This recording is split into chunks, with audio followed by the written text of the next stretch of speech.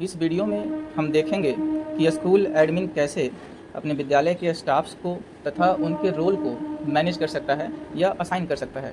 इसके लिए हम सबसे पहले मैनेज स्टाफ एंड रोल्स पे क्लिक करेंगे। परंतु ध्यान दें, यह ऑप्शन केवल उन्हीं यूजर को दिखेगा जिनको स्कूल एडमिन का रोल असाइन किया गया है। इस मॉड्यूल को ओपन करने के बाद में हम देख सकते हैं कि हमारे विद्यालय में पहले से जो भी स्टाफ लिस्टेड हैं वह यहाँ पर विजिबल है और उनको अलग अलग तरह के मॉड्यूल का यूजर बनाया गया है।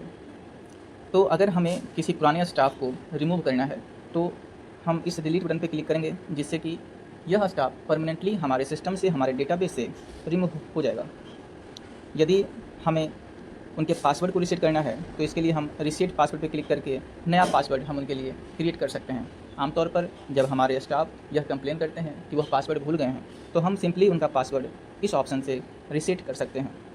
इसके साथ ही अगर हमें पुराने स्टाफ के स्थान पर नए स्टाफ्स को ऐड करना है तो सबसे बेहतर ऑप्शन यह होगा कि हम एडिट ऑप्शन पर क्लिक करके नए स्टाफ्स के नेम और नए स्टाफ की ईमेल आईडी को यहाँ पर भरकर हम सेव बटन पर क्लिक कर देंगे, जिससे सुविधा यह होगी कि पुराने स्टाफ को जो मॉड्यूल पहले से असाइन किया गया था वह स्वतः नए यूजर को असाइन कर दिया जाएगा।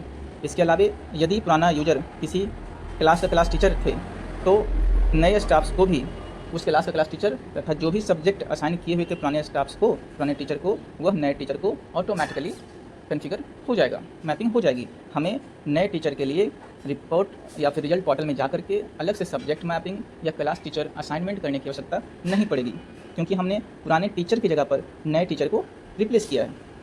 लेकिन यदि हमें कम्प्लीटली इंडिविजुअल एक न्यू स्टाफ ऐड करना हो तो हम ऐड स्टाफ बटन पर क्लिक करके मांगे गए डिटेल को भर सकते हैं। Full name, email address of new staff, initial password आप यहाँ पे कुछ भी क्रिएट कर सकते हैं। और इन फ्यूचर यहाँ एक और बॉक्स होगा मोबाइल नंबर का, जिसमें कि आपको नए स्टाफ्स का मोबाइल नंबर फिल करना होगा। नेक्स्ट हम उनके स्कूल में क्या रोल्स होंगे वो असाइन कर देंगे। नेक्स्ट अलग अलग मॉड्यूल में हमें उनको जो भी रोल असाइन करना है वह क्लिक करने के बाद में, असाइन करने के बाद में हम थोड़ा स्क्रॉल डाउन करेंगे और नीचे क्रिएट बटन पर क्लिक करेंगे। ऐसा करने के साथ हम देख पाएंगे कि यहाँ जो इनिशियल नंबर है 12, यहाँ एक इंक्रीमेंट हो जाएगा, 12 से 14 हो जाएगा और स्क्रॉल डाउन करने पर हम उस स्टाफ्स को देख भी पाएंगे। परंतु यहाँ पे एक सर्च का भी ऑप्शन है जहाँ से हम किसी भी स्टाफ को सर्च कर सकते हैं। इसके अलावे मैं आपको दिखाता हूँ कि यहाँ पे दो और ऑप्शन हैं। सबसे ऊपर जो ऑप्शन है यह बताता है कि उस स्टाफ का स्कूल में क्या रोल है। जैसे अगर मैं इसकी बात करूँ अकाउंटेंट की, तो इनका रोल स्कूल में अकाउंटेंट का है। ध्यान देने वाली बात यह है कि जिनको अकाउंटेंट का रोल रहेगा केवल वही यूजर फी एंड अकाउंट्स को हैंडल कर पाएगा, पेमेंट रिसीव कर पाएगा और रिसीट जनरेट कर पाएगा।